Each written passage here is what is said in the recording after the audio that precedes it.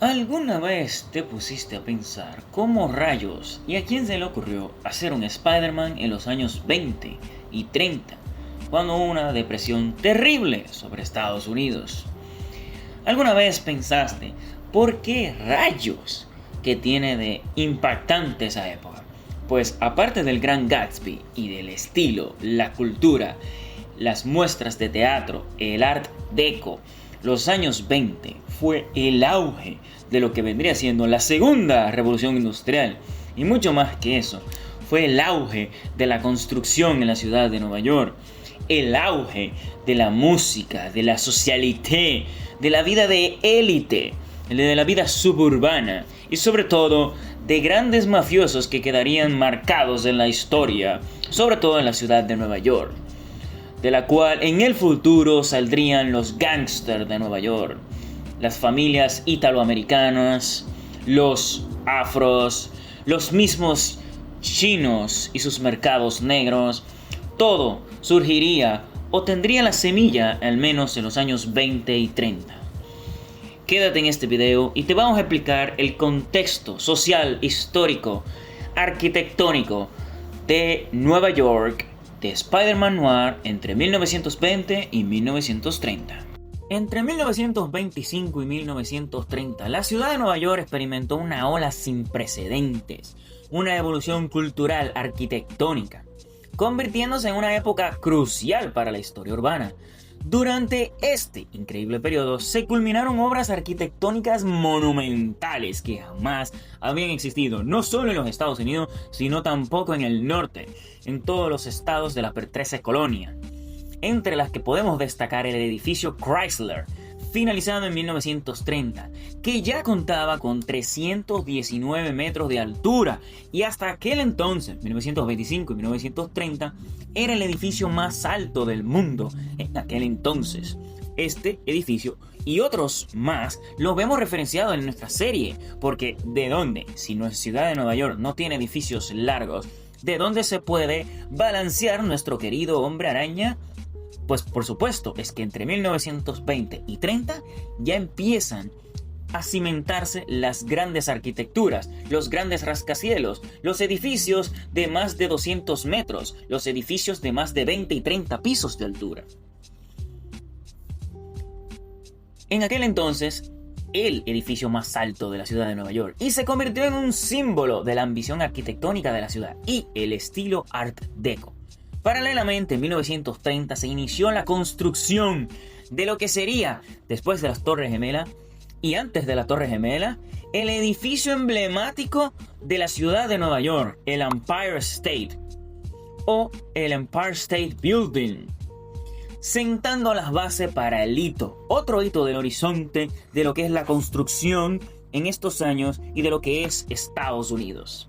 Culturalmente, la segunda mitad de los locos años 20, a la que se llama, como en algún momento hubo la fiebre del oro, al menos en la ciudad de Nueva York, en los años 20 hubo una locura de la construcción.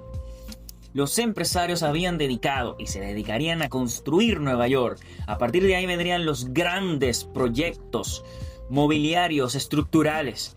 Personas que se harían amasadamente multimillonarios. Personas que hasta la Gran Depresión terminarían quitándose la vida, tirándose desde una quinta, y sabrá Dios hasta qué más llegarían a hacer estos cuando vean su futuro que habían construido ya en los 50 y quizás 60, quitarse la vida por las desgracias. Seguimos. El renacimiento de Harlem. Recordemos que en aquel entonces Harlem no era solo un barrio, era la cúspide, era la nacionalidad, era la cuna de los artistas, músicos, escritores como Duke Ellington y Langston Hughes, que ampliaron los límites de la expresión cultural afroamericana.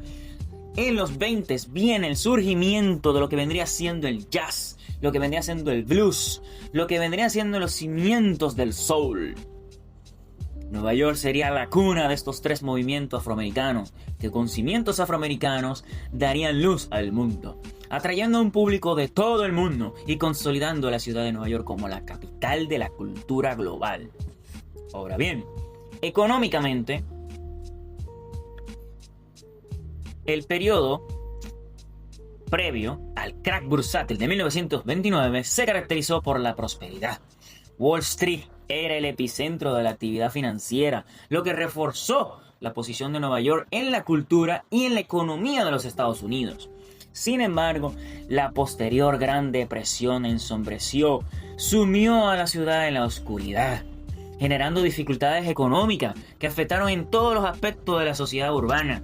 En lo social, no solo con los afros, no solo con los italoamericanos, los judíos, los blancos, los escoceses, los irlandeses, todos y cada uno de ellos que estaban y que siguen fundamentando lo que es la ciudad de Nueva York, estaban en guerras civiles, guerras sociales, guerras de pandillas.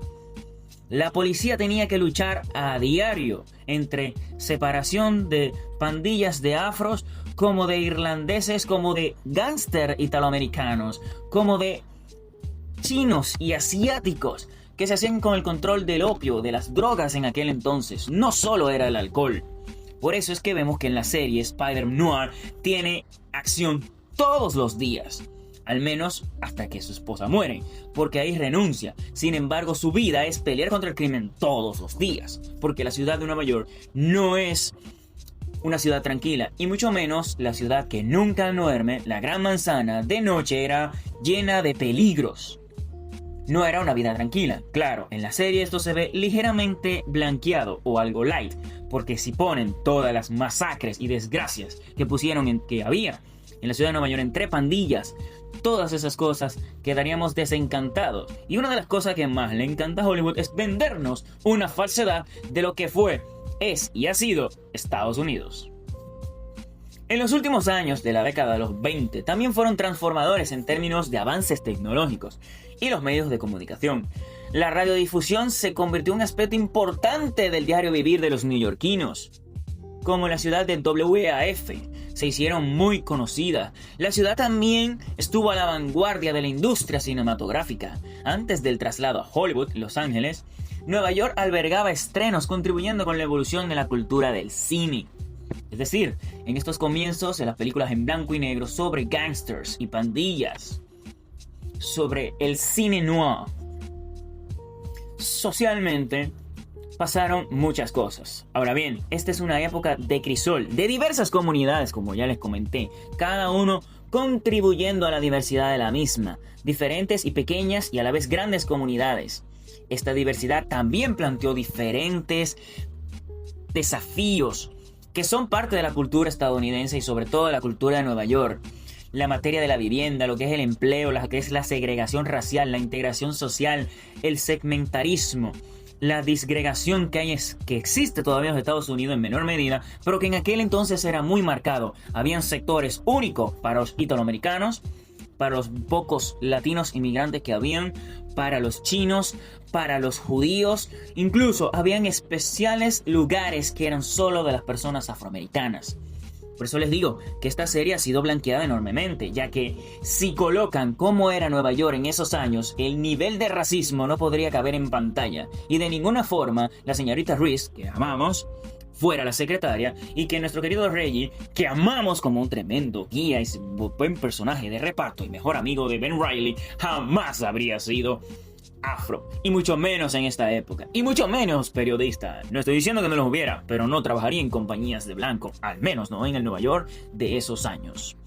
La cronología de la historia de la ciudad de Nueva York entre 1925 al 35 descubre muchos datos históricos, lugares emblemáticos, lugares de entre los estudiantes, las universidades, todo lo que es Nueva York en esa época. Coney Island, en el Luna Park de Coney Island, que es una imagen emblemática. Regresamos a la iglesia de San Pablo, por lo menos en aquel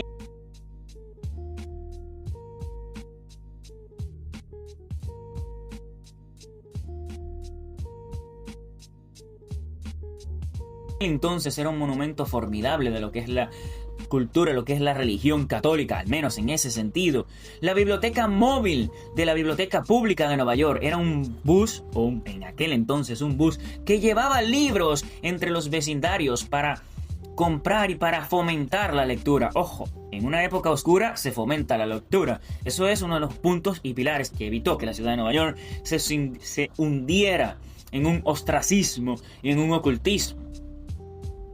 También en esa época habían carritos, no solo bus de bibliotecas públicas de la ciudad de Nueva York. En toda esa época, en todo lo que fue la ciudad de Nueva York, hubieron grandes arquitecturas, grandes lugares, momentos épicos, que a hoy solo son historia. Pero en el momento, como la exposición de correo aéreo en el Times Square, el papel fundamental en la historia de Nueva York en la aviación, lo que fue la demolición del muro, de un muro que estaban demoliendo porque ya habían derribado esta casa para convertir una torre, o aquellas primeras torres, los obreros de la ciudad de Nueva York, que en gran medida y en gran manera eran inmigrantes y afroamericanos. Lo que fue la calle 49 y Lexington, el Hotel Shelton mirando hacia el norte, la Torre de Ritz y el Hotel Beverly. Lo que fue la Quinta Avenida en el comienzo, la Quinta Avenida de Nueva York, de Lord y Taylor a la casa de Wendell. Una instantánea histórica, la entrada al túnel de Holanda, que se inauguró el 13 de noviembre de 1927. El béisbol de Grandes Ligas, cuando podíamos disfrutar de Baby Ruth, cuando ya estaba en los Yankees de Nueva York, que podía disfrutar de Lou Gehrig, lo que era el estadio de los Yankees en aquel entonces, la catedral del béisbol de Nueva York y del béisbol de Estados Unidos, lo que fue Wall Street y la iglesia de la Trinidad. Aquel entonces, cuando contaban con estatuas del mítico padre de la patria George Washington, las calles de Barclay y Vesey, que nos muestra una de las compañías más grandes, al menos durante la época. La residencia, de Andrew Carnegie, un industrial estadounidense que amasó una fortuna multimillonaria en la industria, como les había comentado, y a la vez fue un filántropo. Podemos disfrutar de lo que en aquel entonces eran los pequeños vestigios de castillos de la época colonial, como la residencia de Charles Schwab en Riverside Drive, la salida del túnel Holland en el lado de Nueva York, que era uno de los túneles más largos y submarino para tráfico vehicular del mundo, y esto se finalizó en 1920. La cabina de peaje del túnel Holland. Podíamos disfrutar cómo era una vista aérea desde los aviones, porque no existían los drones, de cómo era la ciudad de Brooklyn y Manhattan.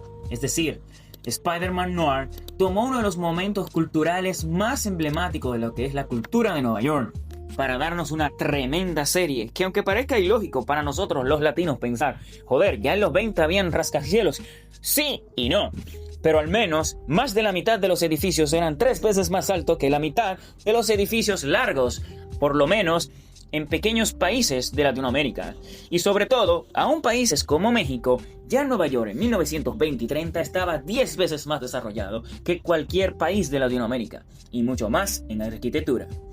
Chicos, si les ha gustado el video de hoy, suscríbanse, compartan este video con esa persona que ustedes saben que ama la arquitectura, amó Spider-Man Noir, le encantan los años 20, adora las películas como El Gran Gatsby y que definitivamente todos estos datos le van a encantar. Ya saben chicos, hagan bien sin mirar a quién.